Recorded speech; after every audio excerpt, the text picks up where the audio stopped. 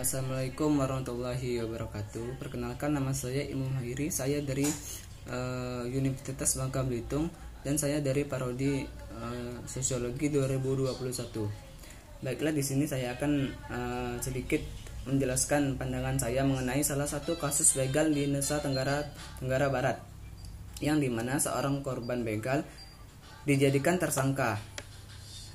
Bagi saya sendiri, kok bisa ya?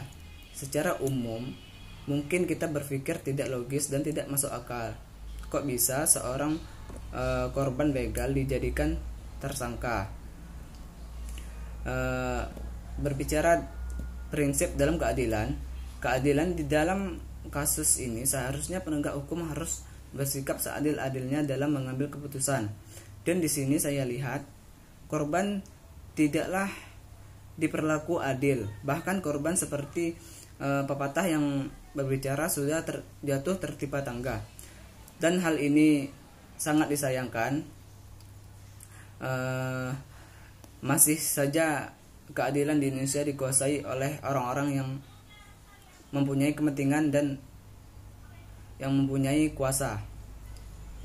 Dan bicara kemanfaatan, dalam kasus ini saya lihat di mana letak kemanfaatannya. Mungkin dikatakan tidak ada manfaatnya. Ketika hal ini terjadi,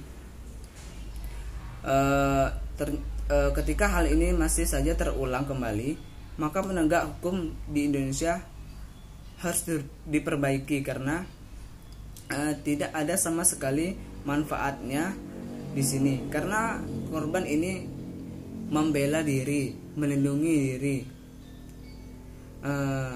kok masih saja bisa menjadi tersangka.